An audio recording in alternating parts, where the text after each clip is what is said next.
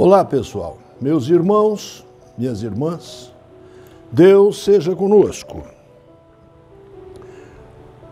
O 8º vídeo, com o título Sola Escritura, da série acerca de os 5 solas da Reforma Luterana. Como fundo musical para este vídeo, executado pela instrumentista taiwano-americana Jade Astanig, a belíssima música Bem Joyful, que levada ao português nós teremos Ser Alegre. O espírita deve ser cônscio de que o raciocínio da fé, por embasar-se na razão, afasta-o do dogmatismo clerical.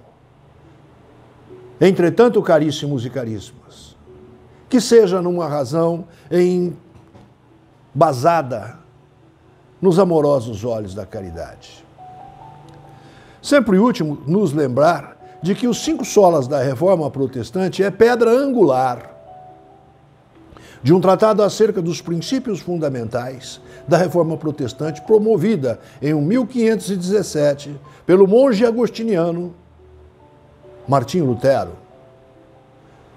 Lembro ainda mais: todo aquele que abdicar às dogmáticas ensinanças do catolicismo romano ortodoxo é protestante, incluindo-nos os espíritas. Saibamos as 5 frases que compõem os 5 solas. Sola fide, somente a fé. Sola Escritura, somente a Escritura. Solus Christus, somente o Cristo. Sola Gratia, somente a graça. Soli Deo Glória, glória somente a Deus. Para hoje, faremos um breve raciocínio acerca do termo em latim sola scriptura, que em português, somente a Escritura. No capítulo 4, versículo 4 do Evangelho segundo Mateus, temos a assertiva crítica que, aspas, está escrito: não só de pão viverá o homem, mas de toda a palavra que sai da boca de Deus. O vocábulo Escritura, notadamente aqui, pretende significar os sacros escritos na Bíblia Sagrada. Entretanto, na Reforma Protestante, o genial Martinho Lutero é radical ao asseverar que, aspas, um simples leigo armado com as Escrituras Sagradas é maior que o poderoso Papa sem elas. Portanto, a frase latina sola Escritura, continente dos 5 solas, é princípio doutrinal fundamental da Reforma Protestante, e este princípio sustenta que as Sagradas Escrituras possuem primazia sobre o magistério tradicional do catolicismo romano. Quando apresentarem algum tipo de contradição entre os princípios doutrinários que estão contidos neles. Assim, este princípio doutrinal, de fundamento reformista, o sola Escritura, contraria os ensinamentos católicos de que a interpretação correta das Sagradas Escrituras somente se dá através da tradição apostólica, contradizendo, portanto, todas as ramificações católicas, desde a Igreja Ortodoxa Oriental, passando pela tradição copta egípcia e terminando na Igreja Anglo-Católica, que tem por Papa o investido da coroa britânica. Para o protestante, de todos os matizes, a Escritura Sagrada é a palavra autoritativa de Deus, inspirada ao homem pelo Divino Espírito Santo. Portanto, a Escritura Sagrada constitui-se no supremo juiz sobre a vida humana, em toda a sua forma, todo o seu pensamento, toda a sua palavra, enfim, todo o ato humano. A Escritura Sagrada, continente da Bíblia, em seus 66 livros divididos em Antigo e Novo Testamento, é santa, é inspirada, é inerrante, é verdadeira, é apta para o ensino, correção e educação na justiça, pronta para justificar o errático na carne ou em espírito. Nos movimentos de inspiração reformada, considerados historicamente como os protestantes radicais anabatistas, de origem suíça, e os britânicos puritanos, o princípio da sola Escritura é ortodoxal, pétreo, imutável.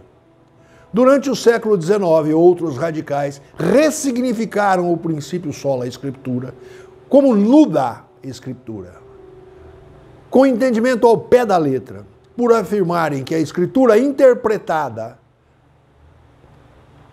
quando da própria escritura, bem como é suficiente como única fonte da doutrina e prática cristã em todos os aspectos, devido a essa ressignificação, passou a chamar-se o entendimento anterior reformado pelo novo nome Prima Scriptura. Pelo meu juízo, de espírita, protestante ao catolicismo que sou, agnóstico em Jesus, depreendo assistir razão a todos os exegetas das obras sagradas, pois sou convicto que toda filosofia existencial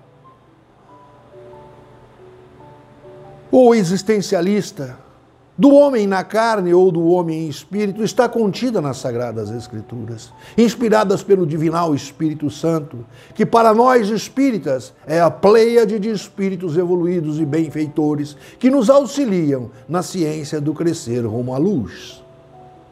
Entendo de igual maneira que a Escritura interpreta a Escritura. Todavia, para que haja interpretação deve haver raciocínio, razão, perguntas e respostas. As línguas são perenes em ressignificar, elas próprias se reinterpretam. Exemplifico dizendo que o Antigo Testamento, a Sagrada Palavra de Deus, originalmente em hebraico, traduzido ao comum koiné, um tipo de língua grega falada na Judéia, na Galiléia e na Alexandria, depois para a tradução ao latim clássico. E, pelos próprios pré-reformistas, sequenciados pelos reformadores, quando, no século XII, Pierre Valdez providenciou a tradução do latim ao franco-provençal.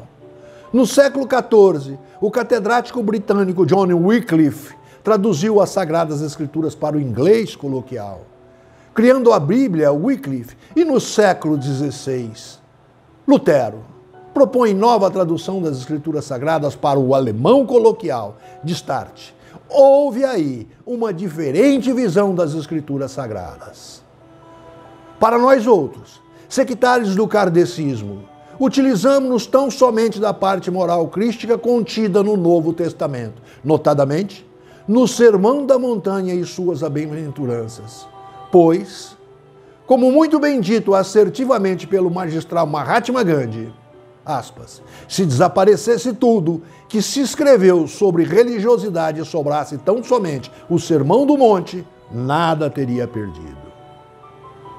Lembro que a Bíblia utilizada, ou melhor dizendo, a tradução da Bíblia utilizada pelo nosso Allan Kardec é a Bíblia Sassi.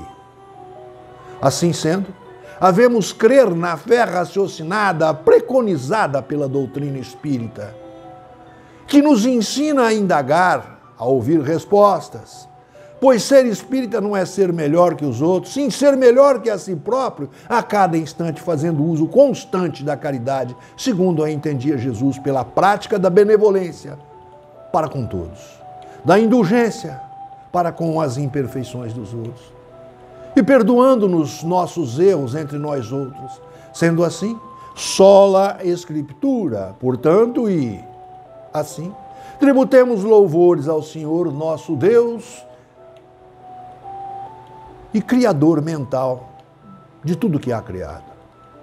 Assim seja.